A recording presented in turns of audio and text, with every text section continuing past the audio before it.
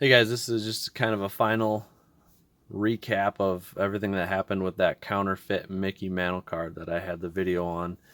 Now that I have final resolution, I'll just kind of recap how crazy the last week and a half or so has been with that card. So, a week and a half, 2 weeks ago, somewhere around there, I was up late at night and there was a new listing on eBay for a Mickey Mantle card, and it was advertised as very low grade, authentic card. Essentially, they were saying if you send this in, it's going to get the authentic grade or maybe PSA 1. So I inspected the card as much as I could with the photos on the ad comparing to previously sold Mickey Mantles, and I probably spent 20 minutes just looking up every picture I could, zooming in as much as I could, trying to make sure that it was a legitimate card. It looked right to me on the pictures. And the last thing that kind of made me decide I'm going to go for it is I looked up the seller's reviews, and he had over 3,500 reviews and was 100% positive feedback. So I decided I'm going to pull the trigger. We're going to buy the Mickey Mantle. Worst case scenario, I get it and I immediately just flip it raw and get more than I paid for it because it was underpriced.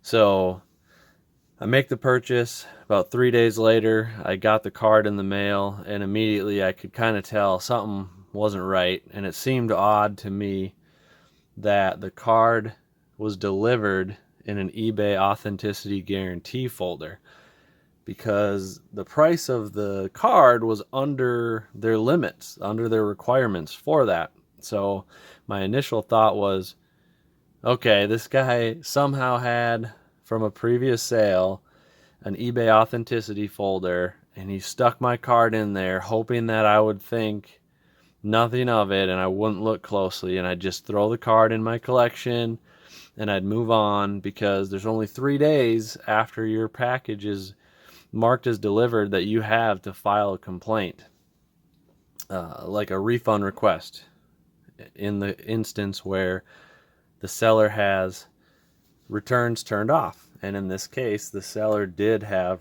returns turned off. This was a final sale transaction. There's no refunds, obviously, unless your item didn't match the description.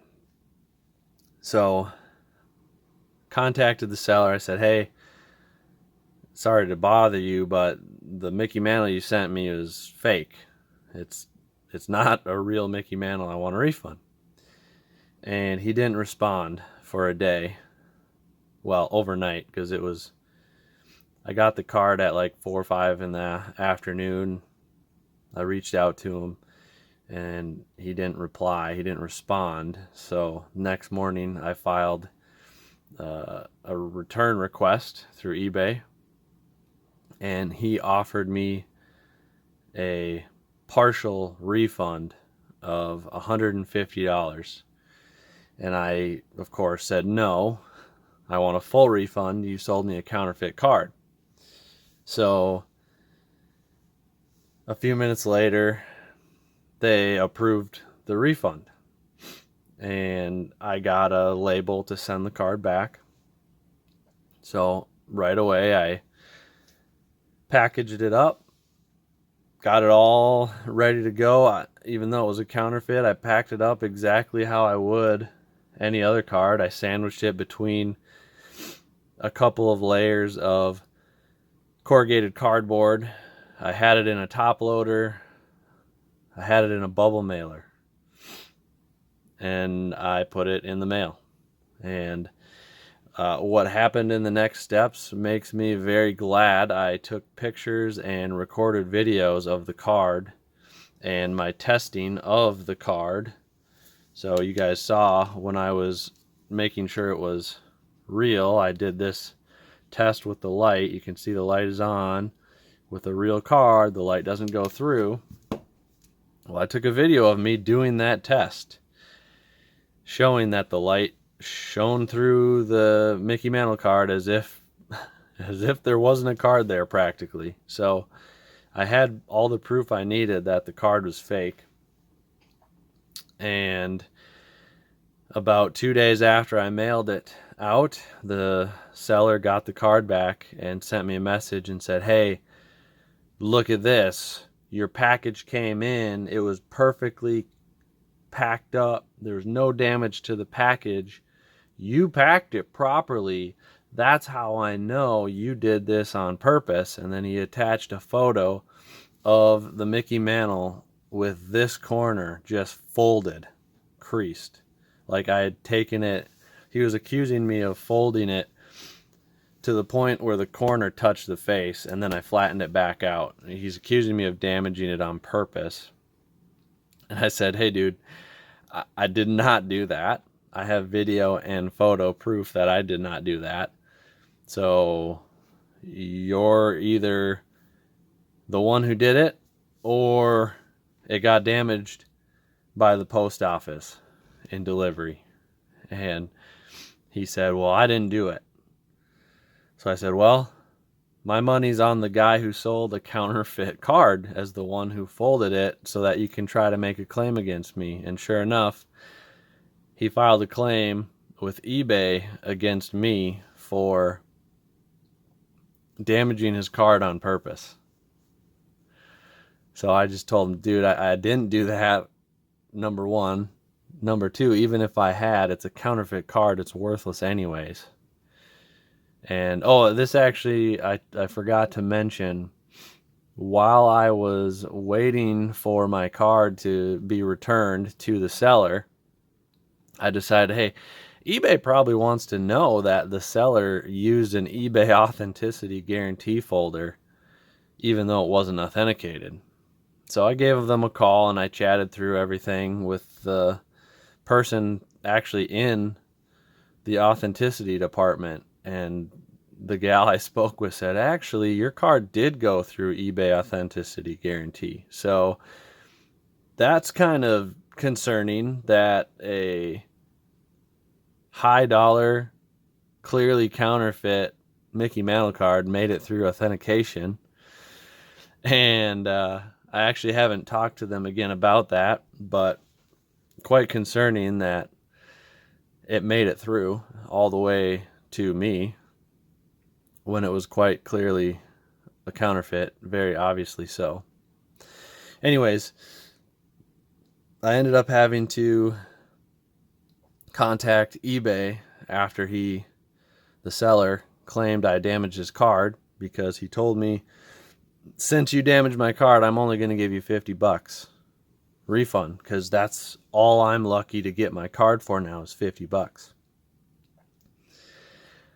So I said, "All right, well, I'm not going to accept $50. So if that's all you're offering, I'm going to be pursuing further action through eBay." And he threatened me back and said, "Go for it. I'm filing a claim against you for damaging my card. You're not going to win this." Well, turns out the next day I called eBay and they said, "No, he has no choice. He has to give you a refund. And if he doesn't give you a refund in 3 days, well, at that time in 2 days, we're going to force the refund on him." So I ended up getting a full refund. It was forced through by eBay. He never did approve a refund. eBay had to do it. And when I went back to his profile to write a very honest negative review about him, I noticed that there are now 4 other negative reviews accusing him of scamming them. Mine was the only one that was reporting a counterfeit card, but 4 other people accused him of scamming them. So